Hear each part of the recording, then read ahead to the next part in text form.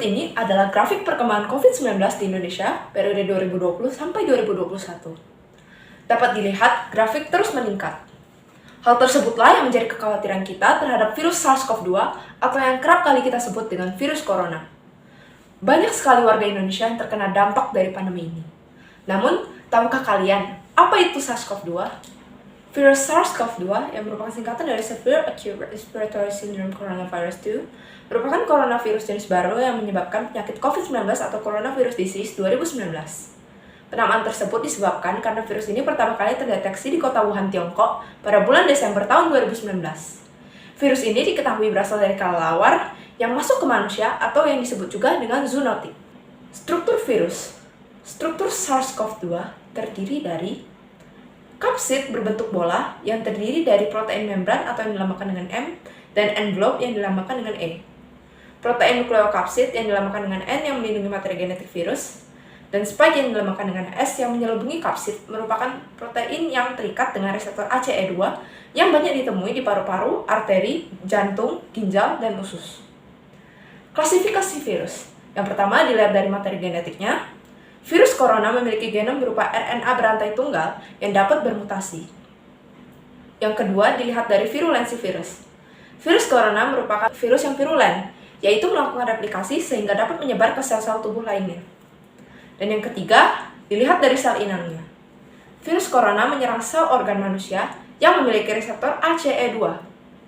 Yang keempat, dilihat dari ada tidaknya envelope. Virus corona memiliki selaput tambahan, yaitu amplop, untuk melindungi materi genetiknya.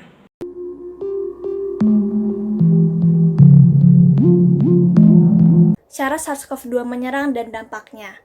Jadi seperti yang sudah kita ketahui, virus corona dapat menular melalui kontak droplet air liur dengan penderita COVID-19 saat batuk maupun bersin.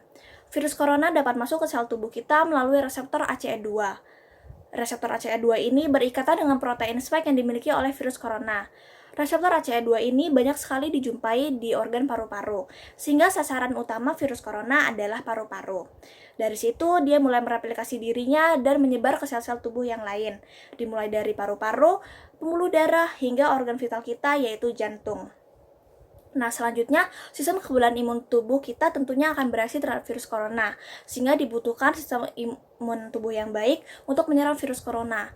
Namun, dalam kondisi ini, virus corona akan memanipulasi sistem imun tubuh kita untuk menyerang sel-sel tubuh yang sehat, sehingga hal ini menyebabkan kapasitas dari paru-paru kita berkurang dan akan mudah terinfeksi. Nah, terus apa sih yang terjadi ketika virus corona masuk ke dalam tubuh kita dan apa dampaknya bagi tubuh kita? Tentu tubuh kita akan menimbulkan berbagai macam gejala. Namun perlu diingat bahwa gejala dari setiap orang berbeda-beda. Bahkan ada yang tidak memiliki gejala sama sekali.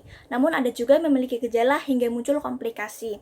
Nah, biasanya saat virus bereaksi dengan tubuh kita akan menimbulkan gejala utama seperti demam di atas 38 derajat Celcius, sesak napas, nyeri dada, dan batuk kering. Nah, gejala ini biasanya timbul 2-14 hari setelah seseorang terinfeksi SARS-CoV-2. Nah, selain gejala-gejala utama tadi, seseorang juga dapat terkena berbagai macam komplikasi, seperti gangguan pernafasan. Contoh penyakit gangguan pernafasan yaitu pneumonia atau infeksi paru-paru. Seperti yang sudah dijelaskan sebelumnya, infeksi paru-paru yaitu ketika kapasitas paru-paru menurun sehingga mudah terinfeksi. Nah, gejala atau tanda yang biasanya timbulkan adalah sesak nafas. Selanjutnya ada gangguan jantung, ginjal, dan hati. Nah, gangguan ini dapat diperparah dan berakibat fatal jika seseorang memiliki penyakit bawaan atau komorbid. Nah, komorbid ini contohnya adalah hipertensi dan diabetes.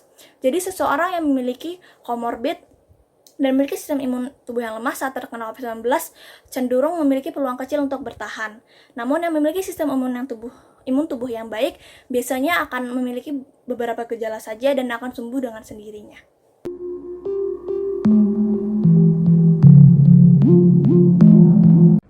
Oke, sekarang saya akan membahas mengenai mutasi SARS-CoV-2. Sebelum itu, mari kita bahas mutasi itu apa sih? Nah, mutasi sendiri adalah proses yang terjadi karena adanya kesalahan copy gen saat memperbanyak diri. Nah, sekarang virus bermutasi untuk beradaptasi dengan lingkungannya. Jadi, virus itu dia mutasi untuk beradaptasi dengan lingkungannya gitu.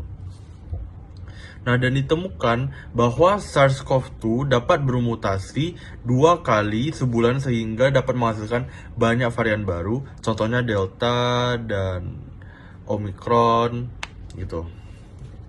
Dan tidak semua hasil mutasi virus akan menjadi semakin berbahaya. Namun, virus yang tidak terlalu berbahaya memiliki laju penularan yang lebih tinggi. Nah, sekarang kita akan melihat slide nama-nama baru varian virus corona. Diberikan nama sesuai alfabet Yunani. Di varian Inggris itu ada Alpha, di varian Afrika Selatan ada Beta, kemudian di varian Brazil ada Gamma, dan di varian India ada Delta, dan seterusnya.